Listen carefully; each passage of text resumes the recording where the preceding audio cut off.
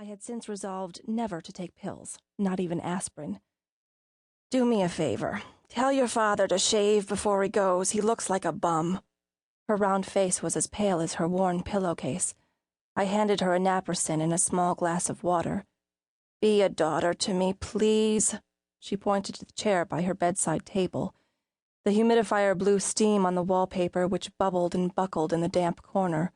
The room stank of camphor, menthol, and bad breath. I wanted a cigarette. How had Dad slipped out of the room so quick? "I have to finish washing the car," I said. "Your father said he would finish." "No, really, I edged toward the door. "Frank!" Mom bellowed. "Tell Miranda you'll finish the car." I heard the back door slam. "He said he would finish," she insisted. I sat down. Her bedside table smelled charred and musty. She had bought it years ago at a fire sale.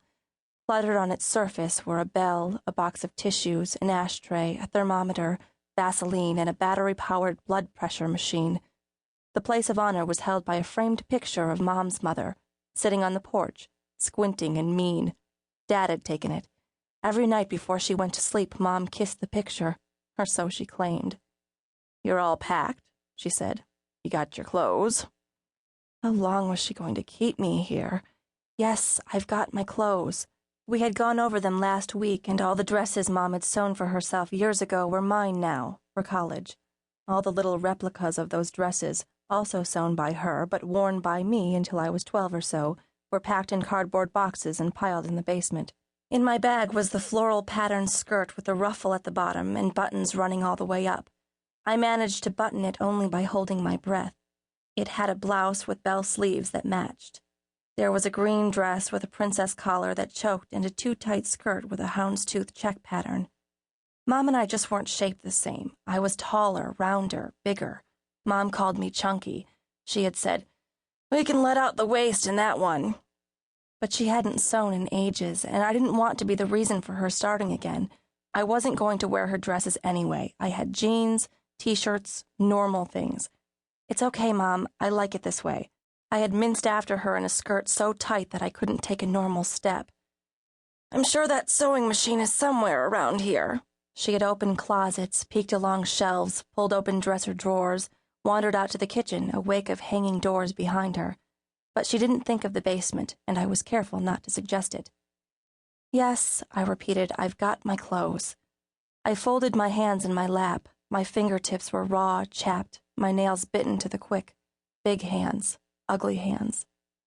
"I remember you as a little girl, picking daisies out in the backyard in your sunsuit.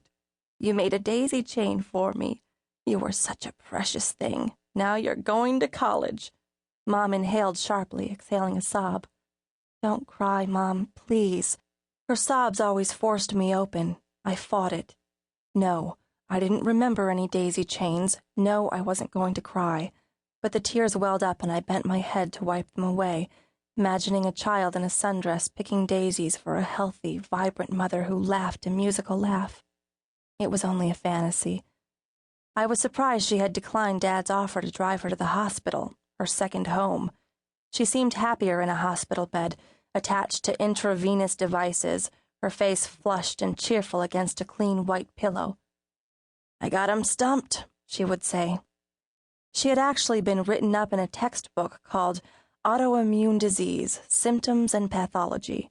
Her case appeared in a section on the difficulty of diagnosis and the flare-up remission pattern of symptoms.